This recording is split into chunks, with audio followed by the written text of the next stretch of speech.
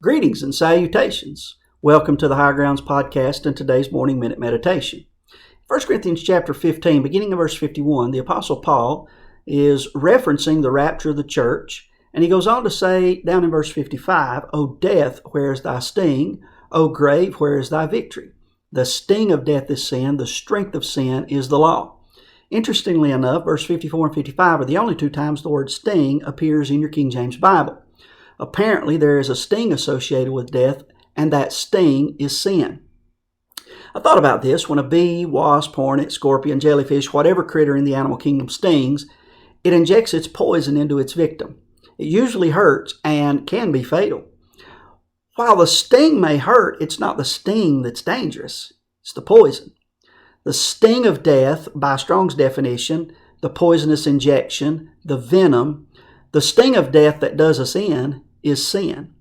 All throughout our lives, we're leery of the sting of death, the eventual outcome of sin, the poison which brought death on the whole human race. We dread it, we avoid it.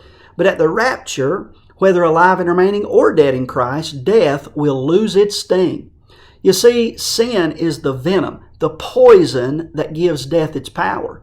But at the rapture, death will have no more venom, no more poison, no more effect, no more sin effect on us. Then Paul continued by saying in verse 57, But thanks be to God which giveth us the victory through Jesus Christ. And went on to verse number 58 to say, Therefore, my beloved brethren, be ye steadfast, unmovable, always abounding in the work of the Lord, for as much as you know your labor is not in vain in the Lord. So what do we learn from this? Well, Jesus may come today, he may come tomorrow, he may not come in my lifetime, then again he might. Whether we're dead in Christ or alive and remain, either way, we'll be caught up in the clouds with Jesus, and so shall we ever be with the Lord. No more sin, no more sting, no more death, no more dread.